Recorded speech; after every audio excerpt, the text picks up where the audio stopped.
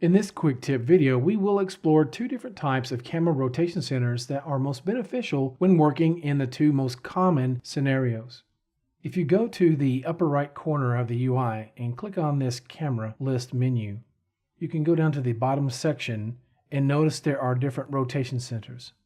You have the current pick point, world center, last draw point, object bounding box, and then add custom point. What I want to focus on are these two here, around the current pick point. If you are sculpting, this is probably the one you want to use. If you are doing any type of modeling, if you're trying to make a clean selection all the way around or all the way through the object, you obviously do not want perspective distortion to be involved. So to avoid that, you would go to an orthographic view and some type of a side view as well. So let's go to current pick point. And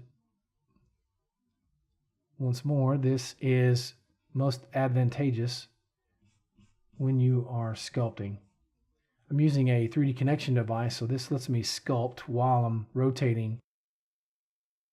And this rotation center really makes it easy to work in a nice, fluid, and natural fashion.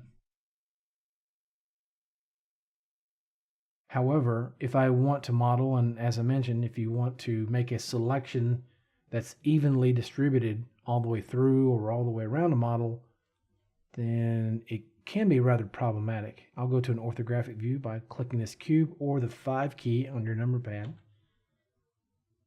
And then I'll zoom out. And I'll use my hotkeys to go to a side view. And you'll notice how it's not centered up.